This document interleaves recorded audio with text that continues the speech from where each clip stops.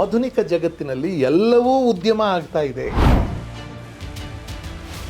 ಕಲೆಯ ಜವಾಬ್ದಾರಿ ಹೊತ್ತವರು ಜನ ಏನ್ ಕೇಳ್ತಾರೋ ಅದನ್ನು ಕೊಡ್ತೀವಿ ಅಂತ ಬೇಜವಾಬ್ದಾರಿಯಾಗಿ ಮಾತಾಡೋಕ್ಕಾಗಲ್ಲ. ನೀನು ಹಂಗೆ ಮಾತಾಡೋದಾದ್ರೆ ನಿನ್ಗೆ ಯಾಕೆ ಪ್ರಶಸ್ತಿ ಪುರಸ್ಕಾರ ಎಲ್ಲ ಕೊಡ್ಬೇಕಪ್ಪ? Why do you expect it?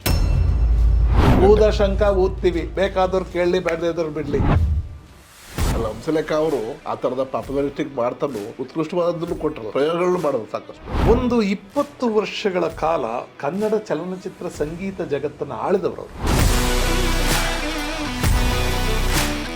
ಇದು ವಸ್ತು ಜಗತ್ತು ಅಂತ ನೀವು ಕರೆದ್ರೆ ಇದು ವಸ್ತು ಜಗತ್ತು ಅಷ್ಟೇ. ಇಲ್ಲಿ ಬಿಲ್ಡಿಂಗ್ಗಳಿವೆ, ಕಾರ್ಗಳಿವೆ, ಸ್ಕೂಟರ್ಗಳಿವೆ, ಮೋಟರ್ ಬೈಕ್ಗಳಿವೆ, ರಸ್ತೆ ಇದೆ, ಮರಗಳಿವೆ. ಇವೆಲ್ಲ ವಸ್ತುಗಳು ಅಂತ ಅನ್ಕೊಬಿಟ್ರೆ ನೀವು ವಸ್ತು ಜಗತ್ತು ಅಷ್ಟೇ ನೋಡೋದು. ಇನ್ನೊಬ್ಬನಿಗೆ ವ್ಯಾಪಾರ ಜಗತ್ತು ಅಷ್ಟೇ ನೋಡೋದು. ಅದ್ರ ಕವಿಗೆ ಇವೆಲ್ಲಕ್ಕೂ ಒಂದೊಂದು ಅರ್ಥ ಆರೋಪಿಸೋದಕ್ಕೆ ಬರುತ್ತೆ, ಇವೆಲ್ಲದಕ್ಕೂ ಒಂದು ನಾದ ಆರೋಪಿಸೋದಕ್ಕೆ ಬರುತ್ತೆ, ಇವೆಲ್ಲಕ್ಕೂ ಒಂದು ಭಾವ ಆರೋಪಿಸೋದಕ್ಕೆ. ಎಲ್ಲನೂ ಮಾಡುತ್ತೆ, ಸಂಗೀತನೂ ಮಾಡುತ್ತೆ, ಸಾಹಿತ್ಯನೂ ಮಾಡುತ್ತೆ, ಸಿನಿಮಾನೂ ಮಾಡುತ್ತೆ. ಏನನ್ನು ಫೀಲ್ ಮಾಡೋದಿಲ್ಲ. ಕಲಿತದ್ದನ್ನು ಒಪ್ಪಿಸುತ್ತೆ ಅಷ್ಟೇ. ಅಂದ್ರೆ ಕವಿಗೆ ಶಕ್ತಿ ಏನಿರುತ್ತೆ ಅಂದ್ರೆ ಭಾವವನ್ನ, ಅರ್ಥವನ್ನ, ನಾದವನ್ನ ಎಲ್ಲವನ್ನು ಆರೋಪಿಸುವುದಕ್ಕೆ ಕವಿಗೆ ಸಾಧ್ಯ ಆಗುತ್ತೆ. ತನ್ನಂತಾನೆ ಈ ಜಗತ್ತಲ್ಲಿ ಏನೂ ಇಲ್ಲ. ಇದು ವಸ್ತು ಜಗತ್ತು ಅಂತ ನೀವು ಕರೆದ್ರೆ ಇದು ವಸ್ತು ಜಗತ್ತು ಅಷ್ಟೇ. ಇಲ್ಲಿ ಬಿಲ್ಡಿಂಗ್ಗಳಿವೆ, ಕಾರ್ಗಳಿವೆ, ಸ್ಕೂಟರ್ಗಳಿವೆ, ಮೋಟರ್ ಬೈಕ್ಗಳಿವೆ, ರಸ್ತೆ ಇದೆ, ಮರಗಳಿವೆ.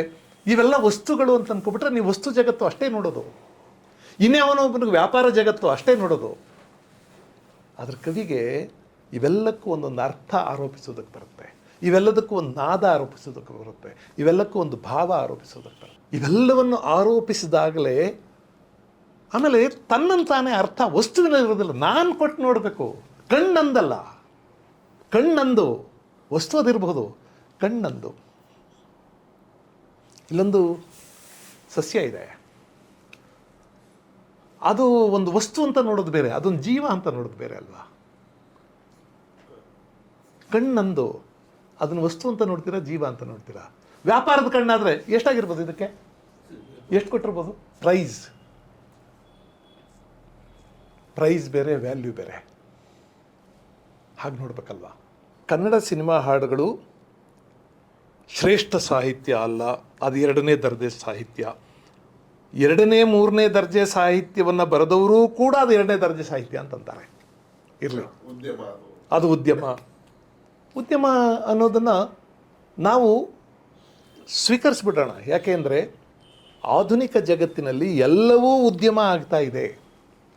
ಮೊನ್ನೆ ಯಾರೋ ಒಂದು ಅಡ್ವರ್ಟೈಸ್ಮೆಂಟನ್ನು ಹೇಳ್ತಾ ಇದ್ರು, ನಿಮಗೆ ಹಾಡುವ ಪ್ರತಿಭೆ ಇದೆಯೇ, ಹಾಗಾದರೆ ನಿಮಗೆ ನಮ್ಮ ಮ್ಯೂಸಿಕ್ ಇಂಡಸ್ಟ್ರಿಯಲ್ಲಿ ಒಂದು ಅವಕಾಶ ಇದೆ. ಮ್ಯೂಸಿಕ್ ಇಂಡಸ್ಟ್ರಿ, ಸಂಗೀತೋದ್ಯಮ, ಮ್ಯೂಸಿಕ್ ಕೂಡ ಇಂಡಸ್ಟ್ರಿ ಆಗೋದಾದರೆ ಚಲನಚಿತ್ರ ಯಾಕೆ ಇಂಡಸ್ಟ್ರಿ ಅಲ್ಲ? ಎಷ್ಟು ಜನ ಕೆಲಸ ಮಾಡ್ತಾರೆ, ಎಷ್ಟು ಜನದ ಸಂಪಾದನೆ, ಎಷ್ಟು ಜನದ ಆದಾಯ, ಎಷ್ಟು ಜನದ ನಷ್ಟ, ಎಷ್ಟು ಜನದ ಜೀವನ. ಇದು ಹಳೆ ಹಾಡುಗಳು ಸರ್, ಹಳೆ ಹಾಡುಗಳು. ಹೊಸ ಹಾಡುಗಳೆಲ್ಲ ಥರದಿಲ್ಲ. ಯಾವ ಕಾಲದಲ್ಲೂ ಇರೋ ಆರೋಪ. ಹೊಸ ಹಾಡುಗಳು ಒಂದೇನೆಂದರೆ, ನಮ್ಮಲ್ಲಿ ಈಚಿನ ದಿನಗಳಲ್ಲಿ ಒಂದು ಪಾಪ್ಯುಲಿಸ್ಟ್ ಕಲ್ಚರ್ ಅಂತ ಒಂದಿದೆ. ಅದನ್ನು ನಾವು ಸ್ವಲ್ಪ ಗಂಭೀರವಾಗಿ ನೋಡಬೇಕು. ಯಾವುದು ಪಾಪ್ಯುಲಿಸ್ಟ್, ಯಾವುದು ಈ ಕಾಲಕ್ಕೆ ಟ್ರೆಂಡ್, ಯಾವುದನ್ನು ಈ ಕಾಲದ ಜನ ಸ್ವೀಕರಿಸ್ತಾರೆ, ಆ ಪಾಪ್ಯುಲಿಸ್ಟ್ ಟ್ರೆಂಡ್ಗಳನ್ನ ಇಟ್ಟುಕೊಂಡು ಇವ್ರು ಕೆಲಸ ಮಾಡ್ತಿರ್ತಾರೆ. ನಾನು ಒಂದು ಮಾತು ಯಾವಾಗಲೂ ಹೇಳ್ತೀನಿ, ಯಾವನೇ ಚಿತ್ರ ನಿರ್ದೇಶಕ, ಚಿತ್ರಕಥೆಗಾರ, ಸಂಗೀತಗಾರ ಅಥವಾ ಸಾಹಿತ್ಯ ಬರೆಯೋನು ಯಾರಾದರೂ ಜನ ಏನು ಕೇಳ್ತಾರೋ ಅದನ್ನು ಕೊಡ್ತೀನಿ ಅನ್ನೋದಾದರೆ ಅವನು ವ್ಯಾಪಾರಿ ಅಷ್ಟೇ. ಅದನ್ನು ಮೀರಬೇಕಲ್ಲ ನಾವು. ಜನಕ್ಕೆ ಏನು ಬೇಕೋ ಅದನ್ನು ಕೊಡಬೇಕಲ್ಲ. ಪ್ರಜಾಪ್ರಭುತ್ವಕ್ಕೂ ಅದೊಂದು ಅರ್ಥ ಹೇಳ್ತಾರೆ. ಜನಕ್ಕೆ ಏನು ಅಗತ್ಯ ಇದೆಯೋ ಅದನ್ನು ಮಾಡುವವನು ಮುತ್ಸದ್ದಿ, ಜನ ಏನು ಕೇಳ್ತಾರೋ ಅದನ್ನು ಮಾಡುವನೊಬ್ಬ ರಾಜಕಾರಣಿ. ಜನಕ್ಕೆ ಏನು ಅಗತ್ಯ ಇದೆ ಅಂತ ನೋಡ್ಕೊಂಡು ಮಾಡುವವನು ಒಬ್ಬ ಮುತ್ಸದ್ದಿ, ಜನ ಏನು ಕೇಳ್ತಾರೋ ಅದನ್ನು ಮಾಡೋನು ಪಾಪ್ಯುಲಿಸ್ಟ್, ರಾಜಕಾರಣಿ ಅಷ್ಟೇ. ಹಾಗೆ ಎಲ್ಲ ಕ್ಷೇತ್ರದಲ್ಲೂ ಇವರಿದ್ದಾರೆ. ಈಗ ನಾನು ಮೇಷ್ಟ್ರ ಕೆಲಸ ಮಾಡ್ತಿದ್ದೆ. ವಿದ್ಯಾರ್ಥಿಗಳನ್ನು ಸಾಹಿತ್ಯದ ಓದಿಗೆ ತೊಡಗಿಸ್ಬೇಕು, ಸಾಹಿತ್ಯದ ಭಾವಸಂಚಯನ ಆಗಬೇಕು, ಅವರಲ್ಲಿ ಅದರ ರಸಸಂಚಯನ ಆಗಬೇಕು ಅಂತ ನಾನು ಪಾಠ ಮಾಡಿದರೆ ನಾನು ಈ ಸಾಧಾರಣ ಸಂಬಳದ ಮೇಷ್ಟ್ರಿಗಿಂತ ಸ್ವಲ್ಪ ಮೇಲಕ್ಕೆ ಹೋಗ್ಬೋದು. ಇಲ್ಲ ಇದ್ದರೆ ನಾನು ಡ್ಯೂಟಿನ ಮಾಡ್ತೀನಿ. ನಮ್ಮಲ್ಲೊಂದು ಮಾತಿದೆಯಲ್ಲ, ಊದ ಶಂಕ ಊದ್ತೀವಿ, ಬೇಕಾದವ್ರು ಕೇಳಲಿ, ಬೇಡದವ್ರು ಬಿಡಲಿ. ಇವರು ಕೂಡ ಒಂದು ಕಲೆಯ ಜವಾಬ್ದಾರಿ ಹೊತ್ತವರು, ಜನ ಏನು ಕೇಳ್ತಾರೋ ಅದನ್ನು ಕೊಡ್ತೀವಿ ಅಂತ ಬೇಜವಾಬ್ದಾರಿಯಾಗಿ ಮಾತಾಡೋಕ್ಕಾಗಲ್ಲ. ನೀನು ಹಂಗೆ ಮಾತಾಡೋದಾದರೆ ನಿನಗೆ ಯಾಕೆ ಪ್ರಶಸ್ತಿ ಪುರಸ್ಕಾರ ಎಲ್ಲ ಕೊಡ್ಬೇಕಪ್ಪ? Why do you expect it? ಯಾಕೆ ನಿರೀಕ್ಷೆ ಮಾಡ್ತೀರಿ? ಸಂಬಳ ಕೊಡ್ತೀವಲ್ವ, ನೀನು ದುಡ್ಡು ತೊಗೊಂಡಿದ್ದೀಯಲ್ವಾ, ಮುಗೀತಲ್ಲಿಗೆ. ನಿನ್ನನ್ನು ಯಾಕೆ ದೊಡ್ಡ ಕಲಾವಿದ ಅಂತ ಕರಿಬೇಕು ನಾವು? ನಿನ್ನನ್ನು ಕಲಾವಿದ ಅಂತ ಕರಿತಿರೋದು ಯಾಕೆ ಅಂದರೆ ಜನರ ಭಾವನೆಗಳ ಉತ್ಕರ್ಷಕ್ಕೆ ನೀನು ಕಾರಣನಾಗಿದೆಯಾ, ಜನರ ಬದುಕಿನ ಉತ್ಕರ್ಷಕ್ಕೆ ನೀನು ಕಾರಣವಾಗಿದೆಯಾ, ಜನಗಳ ಜೀವನದ ಮಟ್ಟವನ್ನು ಇನ್ನೂ ಎತ್ತರಿಸುವುದಕ್ಕೆ ಕಾರಣವಾಗಿದೆಯಾ ಅನ್ನೋದಾದರೆ ಮಾತ್ರ ನಿನಗೆ ಪ್ರಶಸ್ತಿಯೋ ಸನ್ಮಾನವೋ ಪುರಸ್ಕಾರವೋ ಅಭಿನಂದನೆಯೋ ಕೊಡಬೇಕು. ಇಲ್ಲ ಜನ ಏನು ಕೇಳ್ತಾರೆ ಅದು ಕೊಡ್ತೀನಿ ಅಂದ್ರೆ ವ್ಯಾಪಾರ ಮಾಡೋಣ ಅಷ್ಟೇ. ಅಲ್ಲ, ಹಂಸಲೇಖ ಅವರು ಆ ಥರದ ಪಾಪ್ಯುಲಾರಿಟಿಗೆ ಮಾಡ್ತಾನು ಉತ್ಕೃಷ್ಟವಾದದ್ದನ್ನು ಕೊಟ್ಟರು, ಪ್ರಯೋಗಗಳನ್ನು ಮಾಡೋದು, ಸಾಕಷ್ಟು ಬೇಕಾದಷ್ಟು ಪ್ರಯೋಗ ಮಾಡಿದ್ದಾರೆ, ಆಮೇಲೆ ಒಂದು 20 ವರ್ಷಗಳ ಕಾಲ ಕನ್ನಡ ಚಲನಚಿತ್ರ ಸಂಗೀತ ಜಗತ್ತನ್ನು ಆಳಿದವರು.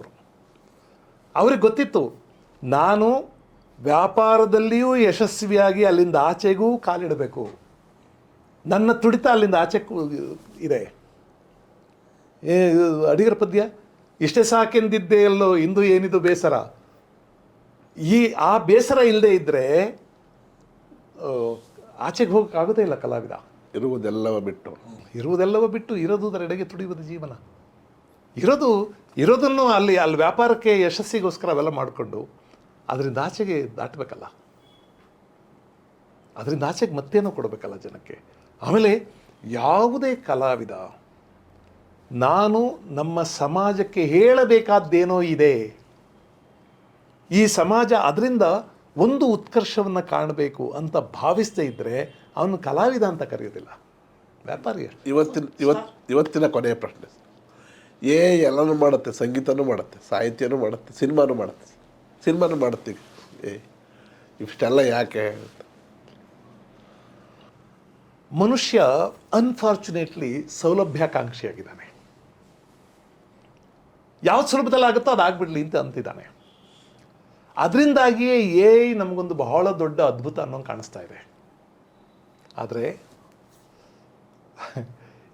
AI ಅನ್ನೋದು ಬೆವರೋದಿಲ್ಲ, AI ಅನ್ನೋದು ನಿಟ್ಟುಸಿರು ಹಾಕೋದಿಲ್ಲ, AI ಅನ್ನೋದು ಕೆಮ್ಮೋದಿಲ್ಲ, AI ಅನ್ನೋದು ಅಳೋದಿಲ್ಲ, AI ಏನನ್ನು ಫೀಲ್ ಮಾಡೋದಿಲ್ಲ. AI ಕಲಿತದ್ದನ್ನು ಒಪ್ಪಿಸುತ್ತೆ ಅಷ್ಟೇ. ಈಗ ಗ್ರಾಮಫೋನ್ ರೆಕಾರ್ಡ್, ಹಾಡುವವನು ಏನನ್ನು ಹಾಡಿದ್ನೋ ಅಥವಾ ಮಾತಾಡುವವನು ಏನನ್ನು ಮಾತಾಡಿದ್ನೋ ಅದಷ್ಟನ್ನೇ ಹೇಳುತ್ತೆ, ಅಚ್ಚುಕಟ್ಟಾಗಿ ಹೇಳುತ್ತೆ. ತನ್ನದೇನೂ ಇಲ್ಲ ಅದರಲ್ಲಿ, ತನ್ನದು ಅಂತ ಏನೂ ಇರೋದಿಲ್ಲ. AI ಕೂಡ ತನ್ನದು ಅಂತ ಏನೂ ಇರೋದಿಲ್ಲ. AI ಸೃಷ್ಟಿ ಮಾಡೋದಿಲ್ಲ, ರೆಫರೆನ್ಸ್ಗಳನ್ನ ತಗೊಳುತ್ತೆ ಅಷ್ಟೇ. ಈಗಾಗಲೇ ಮಹೇಂದ್ರ ಅವ್ರ ಬಗ್ಗೆ ಒಂದು ಭಾಷಣ ಮಾಡಬೇಕಾದ್ರೆ, ಮಹೇಂದ್ರನ ಕುರಿತು ಒಂದು ಹಾಡು ಬರೀಬೇಕಾದ್ರೆ, ಮಹೇಂದ್ರನ ಕುರಿತು ಒಂದು ಸಂಭಾಷಣೆ, ಮಹೇಂದ್ರನ ಕುರಿತು ಒಂದು ನಾಟಕ ಮಾಡಬೇಕಾದ್ರೆ ನಿಮಗೆ ಸಂಬಂಧಪಟ್ಟಂಥ ಏನೇನು ಮೆಟೀರಿಯಲ್ ಇದೆ ಈಗಾಗಲೇ ಆನ್ಲೈನಲ್ಲಿ ಏನು ಮೆಟೀರಿಯಲ್ ಇದೆ ಅದನ್ನು ಉಪಯೋಗಿಸ್ಕೊಳುತ್ತೆ. ಅದರಲ್ಲಿ ಒಂದಿಷ್ಟು ಅನ್ವಾಂಟೆಡ್ ಇದ್ದರೆ, ಅದರಲ್ಲಿ ಒಂದಿಷ್ಟು ಸುಳ್ಳಿದ್ದರೆ ಆ ಸುಳ್ಳನ್ನು ಬಳಸ್ಕೊಳ್ಳುತ್ತೆ. ಅದಕ್ಕೆ ಇದು ಸುಳ್ಳು ಸತ್ಯ ಅನ್ನೋದು ಗೊತ್ತಾಗಲ್ಲ, ಬಳಸ್ಕೊಂಡು ಅದರ ಮೇಲೆ ಮಹೇಂದ್ರನ ಕಟ್ಕೊಡುತ್ತೇನೆ. ಭಾವನೆಗಳು ಬರೋಕ್ಕೆ ಸಾಧ್ಯ ಇಲ್ಲ, ಯಾಕೆಂದರೆ ಭಾವನೆಗಳನ್ನ ಅನುಭವಿಸಲೇಬೇಕು.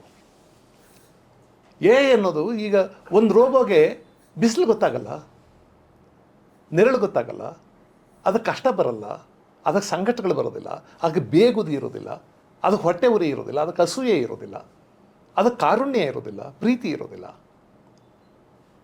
ಅದರಿಂದ ಕವಿ ಅನ್ನೋನು ಈ ಎಲ್ಲ ಭಾವಗಳ ಕಲಾವಿದ ಅನ್ನೋನು ಈ ಎಲ್ಲ ಭಾವವನ್ನು ಹೇಳಬಲ್ಲಂಥವನು.